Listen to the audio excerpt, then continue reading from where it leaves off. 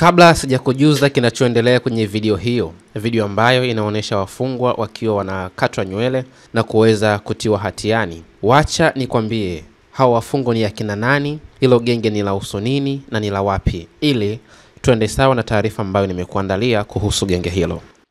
Hilo genge ni genge la Tren de Aragua, ni kundi la uhalifu linalotokea nchini Venezuela, ambapo chimbuko lake ni katika mji wa Aragua, ambapo kundi hilo linahusishwa na shughuli za uhalifu za kimataifa kama vile biashara ya dawa za kulevya, usafirishaji wa binadamu, uwizi, mauaji na utapeli wa mali. Kundi hilo la Tren de Aragua ni moja ya magenge makubwa na yenye nguvu zaidi ya uhalifu katika Amerika ya Kusini, na limeenea katika nchi kadhaa likihusisha wahalifu kutoka maeneo mengine ya mkoa. Hata hivyo, kundi hili limejipatia umaarufu kutokana na ukatili wao na ushawishi wao katika soko la uhalifu wa kimataifa.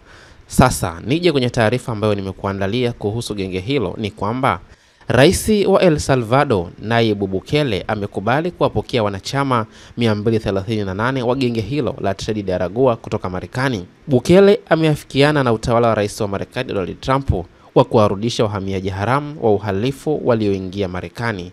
Nikimnukuu, Rais Bukele alisema kwamba leo wanachama 238 wa kwanza wa shirika la uhalifu la Venezuela Tren de Aragua walifika katika nchi yetu, walihamishiwa mara moja katika kituo cha kufuga wahalifu wa ugaidi hapa Salvador kwa muda wa mwaka mmoja sasa.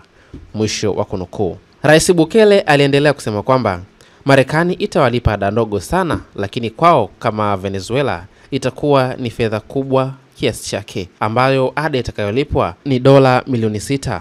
Sasa hizo dola milioni 6 kwa fedha za kitanzania tukizibadilisha ni sawasawa na takriban bilioni 12 mpaka bilioni 13 hapo katikati kwenye fedha za kitanzania. So katika tukio hilo, Marekani pia imetuma wahalifu 23 waliotafutwa na sheria za El Salvador, ikiwa ni pamoja na viongozi wawili wakiwa katika kundi hilo la wahalifu. So hii ni Sawasawa Digital, tunakuhabarisha kiganjani mwako.